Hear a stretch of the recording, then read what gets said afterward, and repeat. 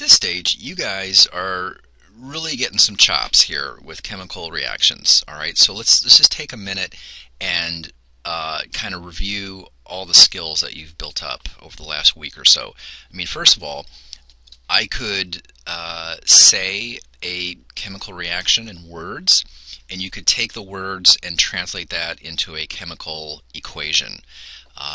And furthermore, you could take that chemical equation and you could balance it, so that we show that we're abiding by the law of conservation of matter.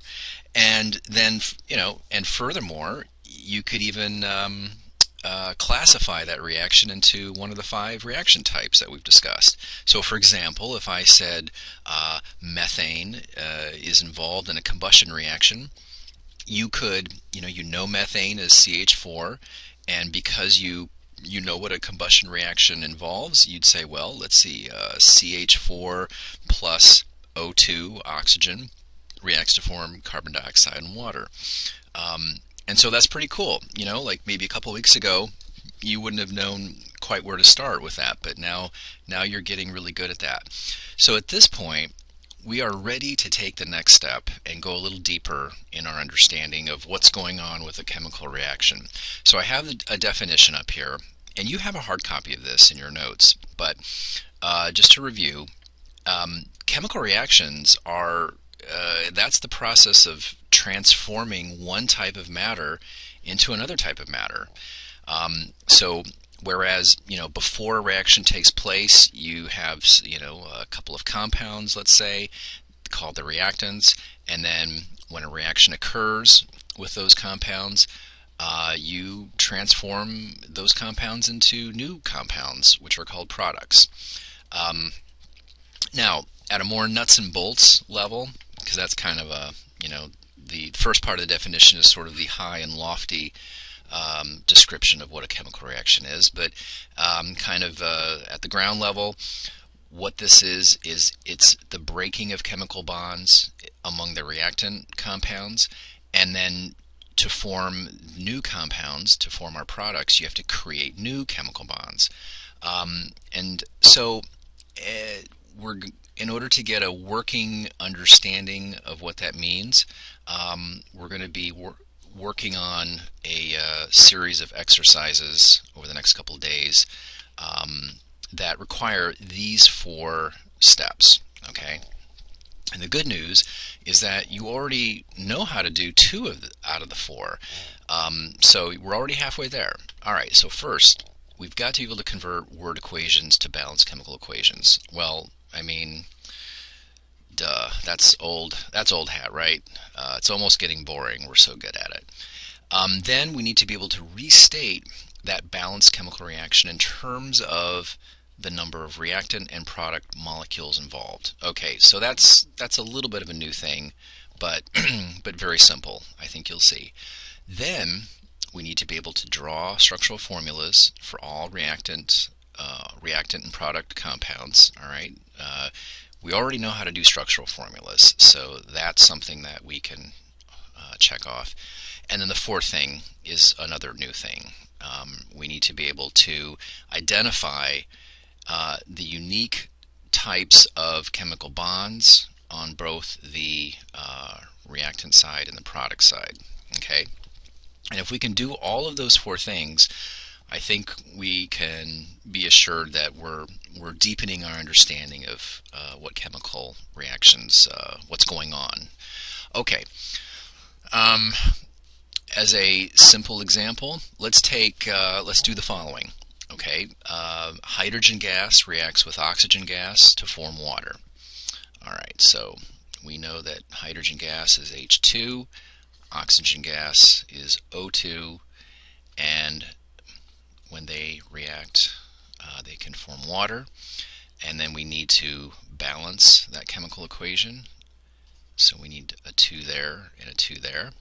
Okay, so there we go.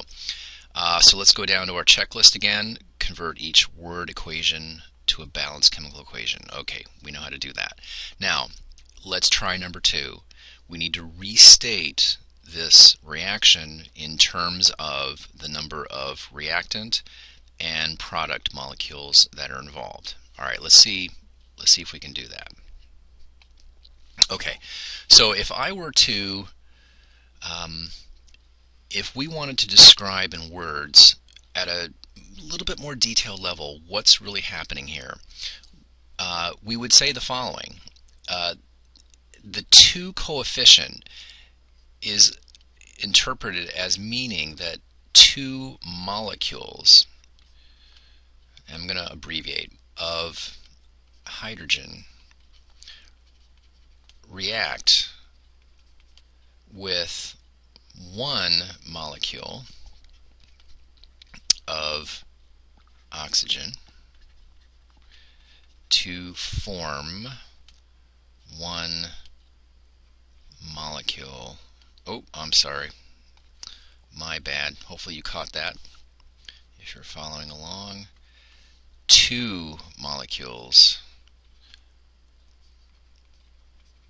of water. Okay, so again, this is the key insight that I want you to understand from a balanced chemical equation.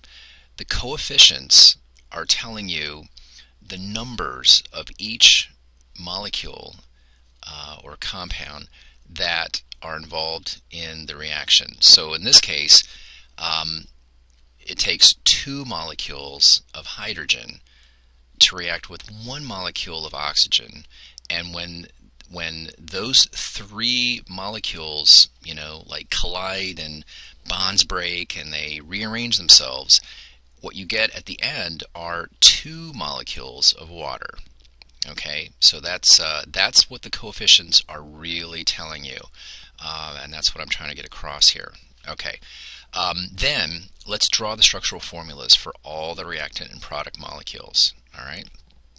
Well, just to review, a structural formula is where you draw each atom of a molecule explicitly, and then you show the bonds between all the atoms. All right, so hydrogen is that's like the simplest molecule there is. A molecule of hydrogen consists of 2 atoms of hydrogen that are joined together by a single covalent bond. So this is the structural formula for hydrogen. Now there's 2 of them. There's 2 molecules, so we got to draw 2 of them. Okay, those 2 molecules of hydrogen are going to react with 1 molecule of oxygen. Okay, and remember, you have to show the non-bonding electrons in a structural formula, and oxygen is joined by a double bond. Okay, arrow. And then we're going to be making 2 molecules of water, so we need to draw 2 molecules of water. And look how sophisticated we are now. We know that water is not a linear molecule. It's bent because it has these 2 non-bonding pairs of electrons. Okay. Okay. So guys, this is it's kind of like a cartoon or an illustration of what this balanced chemical equation is really telling you. All right. So hopefully from now on, when you see a balanced chemical equation, you'll see these coefficients in a little different light. You know that this means 2 molecules of hydrogen, not just 1, are required for every 1 molecule of oxygen to form not just 1 but 2 molecules of water. Okay? All right. Now let's go back. So we've done numbers 1, 2, and 3. Now we're ready for number 4. We need to identify each of the unique types of chemical bond, okay, and then tally the total numbers of each one of those types. Okay, what in the world does that mean? Okay, so let me try to shed some light on that. I can never quite get this selector tool to work, so let me just eliminate everything, and I'll just redraw draw this so we have it as a reference. Okay, now let me draw the structural formulas again.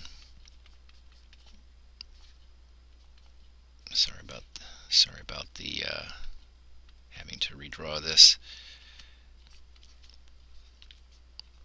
Okay, so if I'm representing this reaction, this is the way I need to draw it. Okay. Okay, great. Now, here's the important thing. We're going to go through here, and it's kind of like we're classifying things. We're like a biologist classifying different species of bonds. So when we go through here, we see, oh, okay, here's a type of bond. It's a single bond joining two hydrogen atoms. Okay, so that is a unique bond type. All right, and how many of those types of bonds do you see on the reactant side? Well, here's one. I'll put a check mark. There's one, and there's one. Okay, so there are two hydrogen-hydrogen single bonds. And by the way, that's how if somebody says, hey, what are the bond types?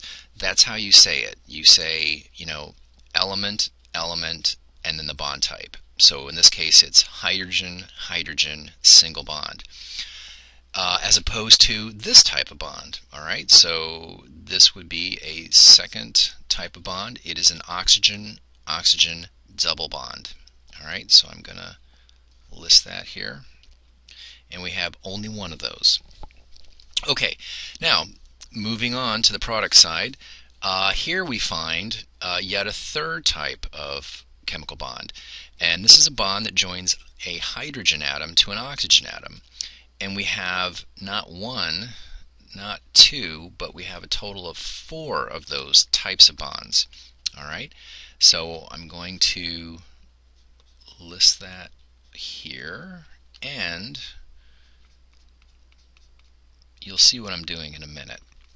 I know it seems redundant, but I'm going to make a table to keep track of how many of each type of bond we have on one side versus the other. Okay, so clearly on the product side, we've got 4 hydrogen-oxygen bonds, so we can put a 4 there.